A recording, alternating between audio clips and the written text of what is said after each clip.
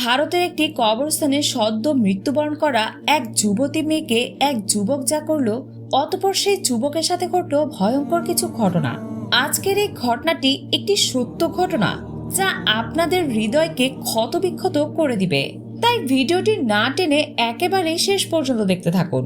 বন্ধুরা, এই পৃথিবীতে একটি জীবিত যুবক একটি জীবিত নারীর প্রতি আকর্ষিত হবে, এটাই স্বাভাবিক। কিন্তু কি করে এই রমজান মাসে একটি মৃত মেয়েকে এক তাগড়া যুবক কবর থেকে উঠিয়ে এমন কাজ করতে পারে? নাউজুবিল্লাহ। শুনতে অবিশ্বাস্য মনে হলেও এমন একটি ঘটনা ঘটেছে ভারতের উত্তরপ্রদেশে, যা শুনলে আপনার হৃদয়ে কম্পন শুরু হবে। এক বোন এই ঘটনাটি সবিস্তারে বর্ণনা করেছেন। তিনি বলেন, স্বয়ং এই ঘটনাটি আমার ভাই ঘটিয়েছে, যা দেখে আমার পায়ের নিচ থেকে মাটি সরে গিয়েছিল। আমি এক সেকেন্ডের জন্য ভাবতে পারছিলাম না এটা কি আসলেই আমার ভাই। তবে এই যুবক কবর থেকে উঠিয়ে আনা মৃত মেয়েটির সাথে কি করেছিল আর কেনই বা করেছিল তা জানলে আপনার আত্মা কেঁপে উঠবে। বন্ধুরা, আজকের এই ঘটনাটি অনেক ভীতিপ্রদক সত্য ঘটনা হতে চলেছে। তাই ভিডিওটি শুরু করার আগে আসুন একটু দোয়া করি। সবাই ভিডিওটিতে একটি লাইক দিয়ে কমেন্ট বক্সে লিখুন আমিন। তাহলে চলুন ভিডিওটি শুরু করা যাক। কবর মানে সমাধি। ইসলামী বিধান মতে মৃত ব্যক্তির দেহ দাফন বা সমাধিস্থ করা হয়। কবর দেওয়ার জায়গাকে কবরস্থান তথা সমাধিস্থল বলা হয়। মৃত্যুর পর থেকে কিয়ামতের পূর্ব পর্যন্ত সময়কে বরজাক বা অন্তর্বর্তী সময় বলা হয়। কোরআনে আল্লাহ বলেন, বরকতময় তিনি, তার হাতে রাজ্য ক্ষমতা, আর তিনি সব বিষয়ে শক্তিমান। যিনি সৃষ্টি করেছেন মৃত্যু ও জীবন, যাতে পরীক্ষা করবেন তোমাদের কাদের কাজ ভালো, আর তিনি পরাক্রমশীল ও ক্ষমাশীল। ঠিক তেমনই একটি কবর নিয়ে একটি ঘটনা ঘটলো, তা আপনাদের সাথে শেয়ার করছি। এই ঘটনাটি একটি বোন আমাদেরকে জানিয়েছেন। তার ভাষ্য অনুযায়ী আমি আপনাদেরকে বলে দিচ্ছি। ভারতের বিহারে এক পরিবার বসবাস করত। সেই পরিবারে মা বাবা, একটি ছেলে এবং একটি মেয়ে ছিল। ছেলে মেয়েটি যথেষ্ট বড় ছিল। তারা পরিবারে ভার নেওয়ার উপযুক্ত ছিল। সেই পরিবারের কর্তা অর্থাৎ বাবা যে কাজ করতেন, সেই কাজ করে তার তেমন একটা উপার্জন না হলে সে বাজারে ছোট্ট একটা মুদি দোকান দেন।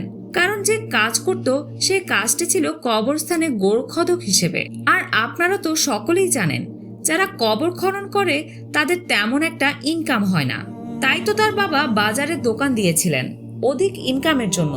সেই ঘরে বড় ছেলেকে যখনই তার বাবা দোকানে বসাতেন, তখনই সেই ছেলে সেখান থেকে পালিয়ে যেত এবং বন্ধু বান্ধবদের সাথে আড্ডা দিত। আর এভাবেই দেখতে দেখতে অনেক দিন কেটে গেল। অর্থাৎ একদিন দেখা গেল ছেলেটি হাত এবং জামা রক্তে মাখা। এই দেখে পরিবারের সকলেই হতভম্ব। কি করে এসেছে এই ছেলেটি? সে আসলে বন্ধুরা, ছেলেটি যা করেছে তা অত্যন্ত জঘন্য অপরাধ। তবে ছেলেটির ব্যাপারে জানতে হলে ঘটনার শুরুতে যেতে হবে।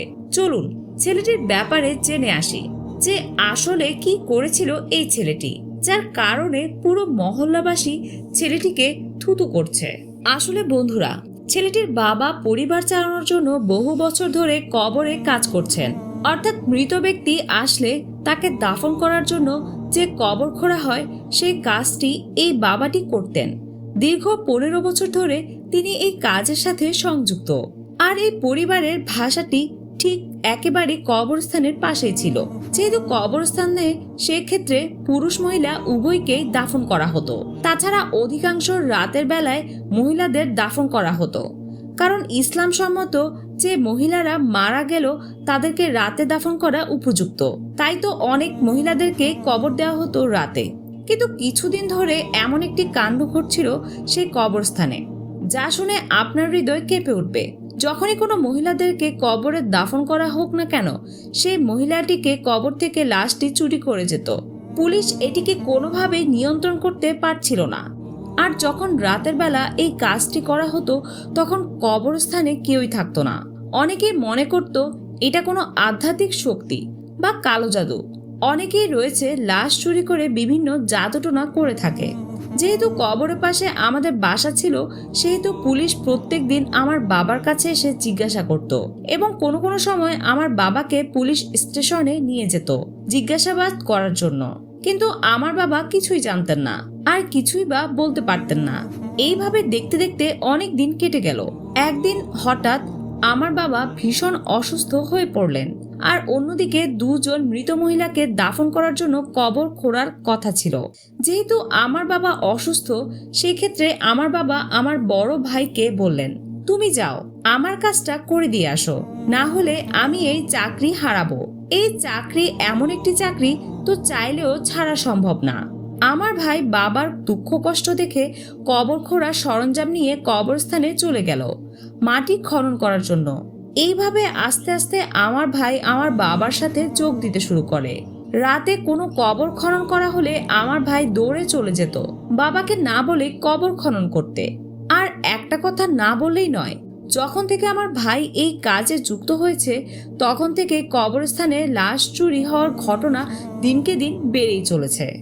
আমার বাবা কিছুটা আন্দাজ করলেও আমাদের পরিবার এবং পুলিশ কর্মীরা কখনোই তা অনুধাবন করতে পারেনি যে এরকম একটা ছেলে এই কাজ করতে পারে। দেখতে দেখতে এভাবে অনেক দিন কেটে গেল। আর যখনই কোনো মহিলার লাশ দাফন করা হতো, সকাল হতে না হতেই সেই লাশ চুরি হয়ে যেত। একদিন আমার বাবা আমার ভাইকে বলে যে, দেখ, বাড়ির পরিস্থিতি অনেকটা খারাপ, পুলিশ প্রতিনিয়ত টহলে রয়েছে, এমন কোনো কাজ করবি না যাতে তুই গ্রেফতার হয়ে যাস। আর কবর খনন করে দ্রুত বাসায় ফিরবি, এদিক ওদিক যাবি না। বাবার মুখে ভাই এই কথা শুনে রাগান্বিত হয়ে গেছে আর বলল, বাবা, তুমি কি বলতে চাচ্ছ? আমি কি লাশ চুরি করি? ভাইয়ের এমন আচরণ দেখে আমার কিছুটা সন্দেহ লাগলেও নিজের ভাই বলে ভুরুক্ষেপ করলাম না। কিন্তু এক রাতে আমি যা দেখলাম তা দেখে আমার হোশ উড়ে গেল। নাউজুবিল্লাহ, আমার নিজের ভাই, নিজের রক্তের ভাই এই কাজ করতে পারে আমি কখনো কল্পনাও ভাবিনি। একদিন রাতে একটি মহিলাকে কবর দেওয়ার জন্য কবর খনন করতে আমার বাবাকে একজন ডাকতে আসেন। আমার বাবা বলেন যে, আমি তো এখন কবর খনন করি না, আমার ছেলে করে। কিন্তু আমার ভাই বাসায় ছিল না, তাই আমার বাবা কবরস্থানে গিয়ে কবর খনন করে বাসায় ফিরে আসলেন। আর যখন আমার ভাই জানতে পারলো তখন আমার বাবাকে অনেক রাগারাগি করলো। আমি কবর খনন করতাম, তুমি গেলে কিসের জন্য? কিন্তু আমার বাবা বলল, তুই তো ছিলিস না বাসায়, তাই আমি গিয়েছি। কিন্তু আমার ভাইয়ের চেহারা দেখে মনে হচ্ছিল সে কি যেন একটা হারিয়ে ফেলেছে। কিন্তু রাত গড়াতে না গড়াতেই মধ্যরাতে আমার ভাই চুপি চুপি বিছানা থেকে উঠে কবরস্থানের দিকে রওনা হলো। আর আমি তার গতিবিধি লক্ষ্য করলাম এবং তার পিছু নিয়েছিলাম যে আসলে আমার ভাই কি করতে যাচ্ছে কবরস্থানে। আমি দেখতে পেলাম আরো 4 জন ছেলে ছিল। আমি গাছের পিছনে লুকিয়েছিলাম। আমার ভাই সহ তারা 4 জন একটি সুড়ঙ্গ দিয়ে ঢুকে গেল এবং কিছুক্ষণ পর আমি দেখতে পেলাম তারা সবাই একটি সাদা কাফনে জড়ানো লাশ নিয়ে বের হয়ে আসছে। এটা দেখার পর আমি যেন শ্বাস নিতেই ভুলে গেলাম। এরপর তারা লাশটিকে কোথায় যেন নিয়ে গেল। আমি ঘৃণায় বাড়ি ফিরে আসি। রাতে যখন আমার ভাই বাড়ি ফিরে আসে তখন আমার তাকে দেখে ঘৃণা হওয়া শুরু করে। আমার এটা ভেবে খুবই কষ্ট লাগছিল যে কিভাবে একজন জীবিত মানুষ মৃত নারীর দেহ দিয়ে তাদের চাহিদা মেটায়। নাউজুবিল্লাহ। কিন্তু সৃষ্টিকর্তার কি লীলা খেলা। তার কিছুদিন পরই একটি ঘটনা ঘটার পর যখন সে মধ্যরাতে বাড়ি ফিরল তখন দেখা গেল তার গতিবিধি আগুনের লেলিহান শিখার মতো জ্বলে পুড়ে ছাই হয়ে যাচ্ছে। এত জোরে জোরে চিৎকার করছে যে আশেপাশে নয়, বরং মহল্লার সবাই জাগ্রত হয়ে গিয়েছিল যে আসলে কোন এমন তুফান হয়ে গিয়েছিল যার কারণে এমন চিৎকার হচ্ছে। দেখা গেল আমার ভাইয়ের একটি পা নেই, অর্থাৎ একটি পা কোথায় যেন কেটে পড়ে গিয়েছে। ভাই এটি দেখে আশ্চর্য হয়ে গেল।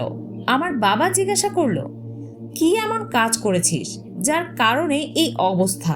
তখন আমার ভাই একে একে সবিস্তারে বর্ণনা করলো আমার বাবাকে। আমার বাবা শুনে কষ্টে প্রায় হার্ট অ্যাটাক করার মতো অবস্থা। আর এইভাবেই আমার ভাই চিৎকার করতে করতে মৃত্যুর কোলে ঢলে পড়ে।